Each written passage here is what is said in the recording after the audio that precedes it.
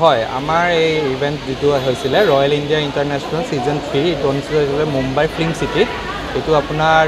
আমাৰ সেমি ফাইনাললৈকে আমাৰ এৰাউণ্ড 112 গৰাকী কণ্টেষ্টেণ্ট আছিলে অল ওভাৰ দ্য ৱৰ্ল্ড যেনেকৈ জিম্বাবৱে কেমেৰুন শ্ৰীলংকা আফগানিস্তান তাৰ লগতো আপোনাৰ বহুতকেইখন আপোনাৰ ইউৰোপৰ কাণ্ট্ৰিৰ পৰা আমাৰ আছিলে কিন্তু গ্ৰেণ্ড ফিনালত আমাৰ ভাগ্যক্ৰমে গোটেইখিনি কণ্টেষ্টেণ্ট আমাৰ ইণ্ডিয়াৰ পৰাই গোটেইখিনি পালে এইবাৰ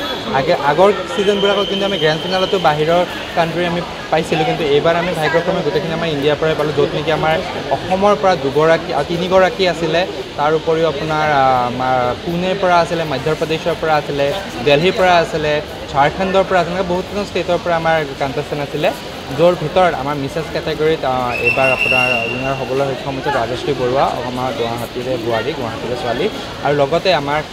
MS যিটো মেছেজ কেটেগৰী থাকে MS কেটেগৰী উইনাৰ পাবলৈ সক্ষম হৈছে ডলি মহন্ত আপোনাৰ তেজপুৰৰ তেওঁলোক দুগৰাকীয়ে আজি ইয়াৰ আমাৰ লগতে আহি পালেহি আৰু লগতে আমাৰ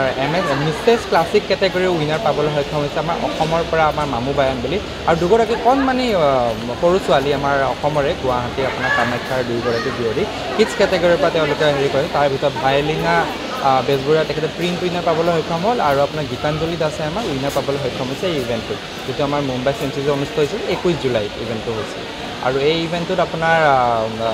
যিখিনি উইনাৰ হৈছে এতিয়া তাৰ পৰা আমাৰ যিখিনি মেইন উইনাৰ আছিলে তেওঁলোকে আমাৰ ডুবাইত আপকামিং হ'বলগীয়া গ্ল'বেল ইণ্টাৰনেশ্যনেললৈকে গ্ল'বেল ইউনিভাৰ্ছলৈকে গোটেইখিনিয়ে ডাইৰেক্ট এণ্ট্ৰি পাইছে আৰু লগতে আমাৰ আপকামিং যিমানখিনি বাহিৰৰ ডাঙৰ ইভেণ্টছ হ'ব তাতে অডিশ্যনৰ কাৰণে আমাৰ ফালৰ পৰা তেওঁলোকে চান্স পাই থাকিব আৰু লগতে যিমানখিনি হওক আমি কালচাৰেল দিশত তেওঁলোক আগবঢ়াই লৈ যাব প্ৰথমতে মই হয়তো অসমবাসীলৈ মোৰ শুভেচ্ছা জ্ঞাপন কৰিছোঁ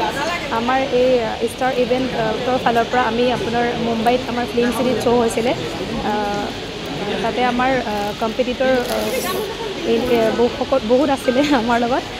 খুব টাফ কম্পিটিশ্যনেই আছিলে বাৰু আমি ভগৱানৰ কৃপাত আমি জয়ী হৈ আহিছোঁ এইখিনিতে মই শ্বাহৰুখ ছাৰ আৰু ধ্ৰুৱজ্যোতি শৰ্মা ছাৰ আৰু মই সৰলা বা মই সকলোকে ধন্যবাদ জ্ঞাপন কৰিব লাগিব এইখিনি অপৰচুনিটি মোক দিয়াৰ কাৰণে আৰু মই মোৰ ফেমিলি মোক শুভাকাংক্ষী সকলোকে মই ধন্যবাদ জ্ঞাপন কৰিছোঁ মোক ইমানখিনি ছাপোৰ্ট কৰাৰ বাবে মই নগাঁৱৰ বোৱাৰী নগাঁৱৰে জীয়ৰী কৰ্মসূত্ৰে মই গুৱাহাটীৰ বাসিন্দা মোৰ এগৰাকী কন্যা সন্তান আছে 9 বছৰ আৰু মোৰ শাহু মা আৰু ছোৱালী মই মোৰ লগত লৈ গৈছিলোঁ মাকো অলপমান মই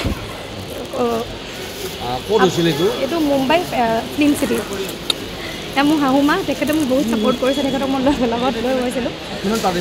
আমাৰ পাৰ্টিচিপেণ্ট 26 গৰাকী আছিলে পুনে মহাৰাষ্ট্ৰ গোৱা এনেকৈ বহুতগৰাকী আছিলে টাফ কম্পিটিশ্যন আছিলে আমাৰ আহিছোঁ জয়ী হৈ উইনাৰ হৈ আহিছোঁ মই Mrs winner thank you so' much মোৰ নাম শ্ৰী ডলি মহন্ত প্ৰথমে অসমবাসীলৈ বহুত বহুত ধন্যবাদ আমাৰ ষ্টাৰ ইভেণ্টৰ মই মিছেছ উইনাৰ কেটেগৰীত কৈছোঁ আমাৰ Dhruv Bora sir Dhruv Sharma sir Shahrukh sir বহুত বহুত ধন্যবাদ ইমান ডাঙৰ এখন প্লেটফৰ্ম দিয়াৰ বাবে আমাক বহুত বহুত থেংকফুল তেখেতসকলে বহুত বহুত ধন্যবাদ আৰু আগলৈকো মই এনেকৈ আগবাঢ়ি যাম কাম কৰি যাম ভাল হেৰি কৰি যাম সকলো আশীৰ্বাদ কৰিব মোৰ ঘৰ মোৰ তেজপুৰত হয়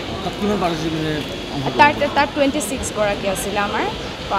আপোনাৰ ছেমি ফাইনেলত বাহিৰৰো আছিলে আমাৰ ইণ্ডিয়াৰ বাহিৰৰো আছিলে ফাইনেলিষ্টত অকল মানে আমাৰ ইণ্ডিয়াৰে চিলেক্ট হৈছে তাৰ 25-26 গৰাকীৰ ভিতৰত মই উইনাৰ হৈছোঁ মিছেছ কেটেগৰীত